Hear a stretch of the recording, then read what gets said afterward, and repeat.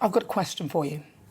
Who plans an evacuation by inviting thousands of vulnerable people to a pick-up point in a densely populated central location, surrounded by buildings and civilians, making it virtually impossible to see your enemy coming and making your final escape guaranteed a nightmare, and leaving all your weapons behind? Let's talk about the mess that is Afghanistan. We went in alongside the US for retribution after 9/11, after a relatively successful campaign. We thought that we could now clear up the mess that we'd left behind and teach these people a better way, democracy. So we imposed our Western way of life on them, very undemocratic, sort of like a dictatorship, really. And we know from history that those never really turn out well. Now we're trying to leave, and to put it mildly, it's carnage. Joe Biden set a random date of the 31st of August, claiming he was following a Trump policy, which incidentally he didn't have to follow. In his first few weeks, he was chucking out executive orders as though they were coming out of his ears. The horror that is this past week saw a bomb being detonated by a suicide bomber at Kabul airport, killing what will likely turn out to be hundreds. The names of soldiers and civilians that perished now being revealed. Now, of course, there's a refugee crisis at the UN, and the UN report 500,000 people are estimated to be fleeing Afghanistan. Although under the circumstances, that isn't actually all that many. And where is the UN in all this anyway? Across the world, countries have scrambled to evacuate citizens. Leaders from Australia, Poland, Canada, Japan, Germany and New Zealand are all speaking about those that will be left behind.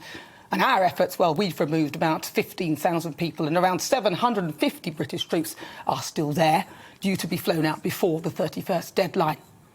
Now, Boris Johnson saying he will shift heaven and earth to get the rest out and then use them as leverage against the Taliban. Politicians are now worried about where Britain ranks in the world. Our so-called special relationship with America seemingly over. Now we find ourselves going into business with the Taliban, the very group that we're at war with, now requiring their protection for safe passage. It's a joke, although it's simply not funny. And what's in it for the Taliban in any way to assist us?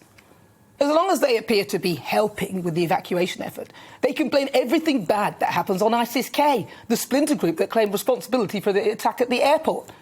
Then they can leave the US to seek retribution. I mean, does that sound familiar? So in the end, America go to war with the so-called enemy of the Taliban, ISIS-K, without them, the Taliban supposedly lifting a finger. I mean, yesterday's airstrike ordered by the Biden administration is already proof that this is happening. And in his hasty retreat, Sleepy Joe, Trump's words, not mine, left behind about $85 billion worth of equipment. So now the Taliban are literally owning the largest fleet of Black Hawk helicopters and some of the most up-to-date military equipment known to man. That includes about 75,000 vehicles, 600,000 weapons, rifles, machine guns, over 16,000 night vision goggles and a fleet of fighter jets, which the Americans have apparently lost. To make matters worse for those left behind after Sleepy Joe's hasty exit, biometric devices that have information of Afghans who have helped them over the past few years are now in the hands of the Taliban.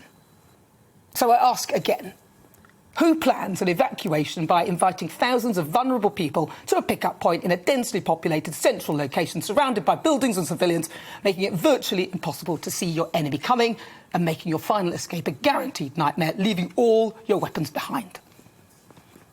Biden's days as US president are numbered. I'll give you a precise date, actually. 31st August.